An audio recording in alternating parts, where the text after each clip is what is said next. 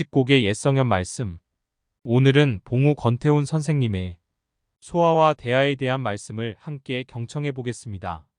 소아와 대아의 한계. 봉우 권태훈.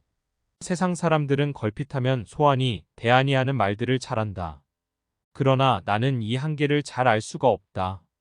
소아나 대아나 공통된 점이 많은 것 같고 그 차이점이 얼른 눈에 안 띄는 것이다. 어디서 어디까지가 소아요, 어디까지가 대아인가 하는 의문이 없지 않다. 사람으로 태어나서 소아도 될 수 있고 대아도 될 수 있다는 것이다. 옛사람이 말하기를 닭이 울면 일어나서 늘 선을 행하는 자는 순임금의 무리이고 닭이 울면 일어나서 항상 자기의 이익을 도모하는 자는 도척의 무리다라고. 소아와 대아를 구분했는데 이는 자기 양심에 비추어 판단할 일이요 밖으로 드러나는 것으로는 알 수 없다. 무심으로 악을 행하면 비록 악행이라도 벌하지 않고 무심으로 선을 행하면 비록 선행이나 상을 주지 않는다고 평한 곳도 있는데 이것은 자기 내면의 양심상의 비판이요 현실적으로는 밖으로 드러나게 선을 행해야 선한 사람이 되고 악한 행위를 드러내야 악인이 되는 것이다. 그러나 착한 사람 가운데 소아가 있고 악한 사람 가운데도 대아가 있을 수 있는 것이다. 그 선인이나 악인이라는 것은 세상 사람들의 안목에 의한 일시적 평가가 대부분이다. 주공의 유언과 왕망의 근신을 세상 사람이 현세에서 관측하면 그 한계를 잘 알 수 있겠는가. 그러므로 대성인과 대악인의 엄청난 차이로도 일시적으로는 그가 소아인지 대아인지를 구분하기 곤란하거든. 하물며 세인들이 소아니 대아니 평하는 것을 가지고 어디까지 진실에 부합되는지를 알 수가 있겠는가. 그리고 자기 자신도 목적을 확립한 사람이 아니면 주위 환경으로 인해 혹 선을 행할 수도 있고 악을 행할 수도 있으니 그 소아성과 대아성을 어느 여가에 평할 것인가.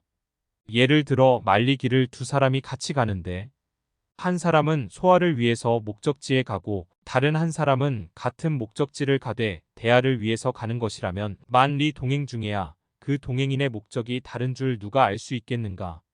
목적지에 가서도 두 사람의 실행한 일이 완전히 성공한 뒤에야 갑은 대아를 위해서 간 사람이고 을은 소아를 위해서 간 사람인 줄 알게 될 것이다. 만약 목적지까지 갔더라도 성공을 못하면 누가 그의 실행했던 일이 소아를 위한 것인지 대아를 위한 것인지 구분할 수 있을 것인가. 더구나 길을 가는 도중에서 이 세상을 떠나게 되면 아무런 흔적도 없을 것이니 이런 구분이 있을 리 없다. 그러니 옛사람들은 평생의 큰 계획을 가슴속에 품고도 밖으로는 성공을 못하게 될 경우에 대비하여 문장명필이나 형정지약이니 의약복선이 은둔이니 하며 목적지에 가기 전에라도 부수적으로 이런 것으로라도 자기를 대표할 유업을 남기려고 고심하였던 것 같다. 군자라고 대아만 되라는 것도 아니오 호걸이라고 소아만 되라는 것도 아니다. 자기의 습성이 좌우하는 것이다. 우리가 다 같은 이 세상 100년을 지낼진대 소아도 될 수 있고 대아도 될 수 있는 자질을 갖고 있으므로 될 수 있으면 대아를 목표로 나아가라는 것이다.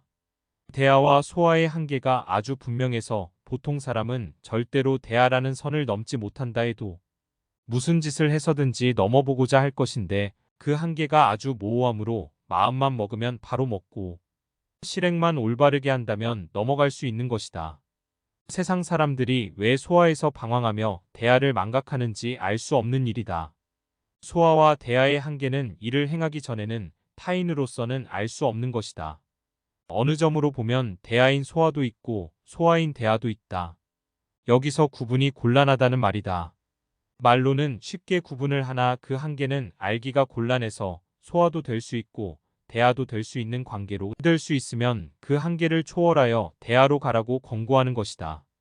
착한 일을 하면 복을 받고 악한 일을 하면 화를 받는다. 어떠한 일이든지 일한 사람이 상이나 벌을 받는 것은 당연하다. 일하지 않은 사람이 남의 상이나 벌을 받는다면 이것은 공평치 못한 일이다. 그러나 현실의 세상에서는 가장 공정하다고 생각되어지는 법률도 이 불공평함을 범하곤 한다. 어떠한 특수계층의 이익을 위해서 법률이 조직화된 불법 행동에 이용되기도 한다.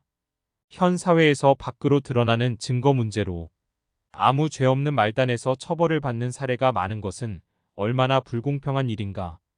그러나 이 처벌받은 사람은 무엇 때문에 처벌받는지조차 알지 못하는 경우도 있는 것이다. 한편 여러 사람이 처벌되는 문제를 내고도 이익을 혼자 차지하고 편안히 지내는 사람들도 있다. 여기서 잘못을 깨닫지 못하는 사람들은 죄악이 누적되어 법에서는 용서할지라도 하늘의 벌이나 신의 벌을 받게 되고 그 다음 사람의 벌을 받게 된다. 그러나 이것은 사람들이 다 아는 것이 아니라 역사가 증명할 뿐이다. 그래서 세상에서는 선한 사람이 복을 받지 못하고 악한 사람이 복을 받는다라는 이야기도 한다. 그러나 시기에 이르고 늦음은 있으나 착한 사람이 복을 받고 악한 사람이 재앙을 받는 것은 조물주의 대공식이다. 그저 양심에 비추어 하늘을 우러러 부끄럽지 않고 내려다보아도 부끄럽지 않은 사람이라면 세상 사람들의 일시적 재앙이나 복을 받음에 상관없이 지낼 수 있을 것이다. 그러므로 계속 변화해가는 세상사의 흐름에 같이 흐리지 말고 변함없는 공정한 마음으로 하늘의 원칙대로 대화를 위해 걸어나가 자기가 자기 자신을 비판해 보았을 때 사람으로서의 할 일은 다 했다고 한다면 만점이다. 일마다 모두 잘못했다 하더라도 대공식으로 계산해 보면 정확한 답이 나올 것이다.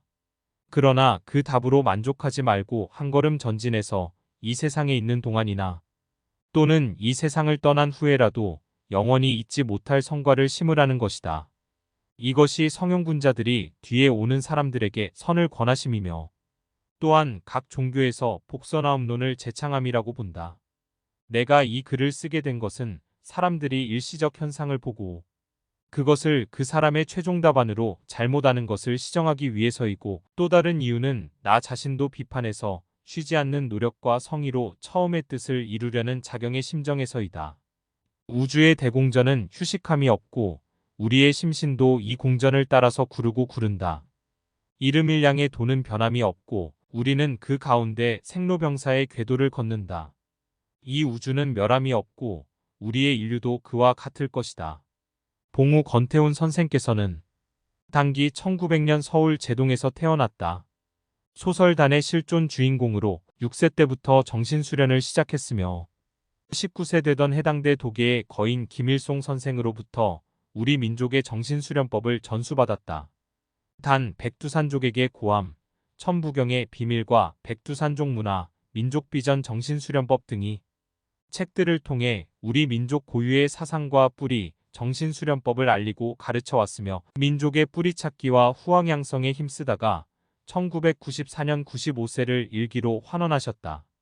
선도정신수련단체인 한국단학회 연정원 총재, 독립투사 나철 선생이 중광하신 민족종교 대종교 총정교, 유교인들의 단체인 사단법인 유도회 이사장 등을 역임하셨다. 이상 봉우 건태훈 선생님의 소화와 대화의 한계에 대한 말씀을 함께 들어보았습니다. 경청해 주셔서 감사합니다.